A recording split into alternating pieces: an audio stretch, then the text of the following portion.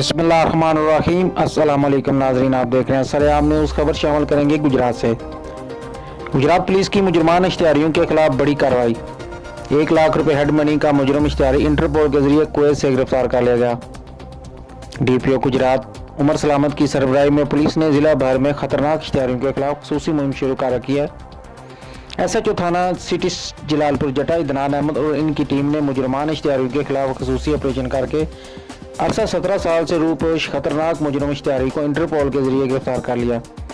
गिरफ्तार मुलजम नसीर अहमद उर्फ छपरा वल्द बशीर अहमद साकन मला खिजरा वाली जलालपुर जटा ने साल 2004-2005 में 2 मुख्तलिफ वाक़यात में 2 अफराद को कत्ल जबकि साल 2006 में फायरिंग करके एक शख्स को मजरूब किया था, जो बाद अज़ां बिरून मुल्क कुवैत फरार हो गया। हुकूमत पंजाब ने इस खतरनाक मुजरम इश्तिहारी की सर की कीमत 1 लाख रुपये मुकर्रर कर रखी थी, जिसे पुलिस टीम ने इंटरपोल की मदद से कुवैत से गिरफ्तार किया। गिरफ्तार मुलजिम से तफ्तीश जारी है।